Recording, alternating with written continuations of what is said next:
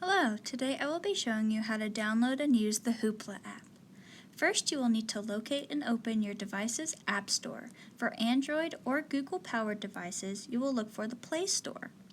Look for a search bar and type in Hoopla. When it pops up, click Download and Open.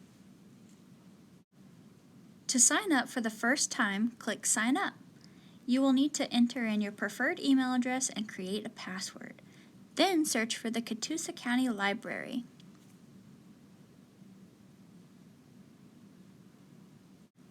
The prompt will then ask you to enter in your library card number.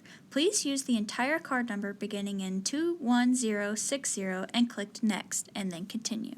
From the first screen, you will see how you can browse on Hoopla. You can start with videos, music, or books. Unlike Pines and Libby, there is no hold wait for items. You simply select a title when you found one that you want and click Borrow. You can read directly from Hoopla.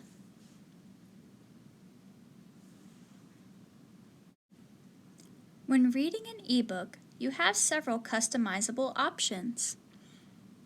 You can adjust the size of the text, the brightness of the screen, the background color of the page, the line spacing, the margin size, and text alignment. You can also bookmark pages to know where you left off and go to a menu and see where you have bookmarked.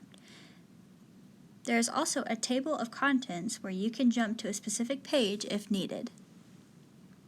A great feature of Hoopla is that you can favorite titles by pressing the Heart button. You can find this button next to the Borrow button when selecting a title.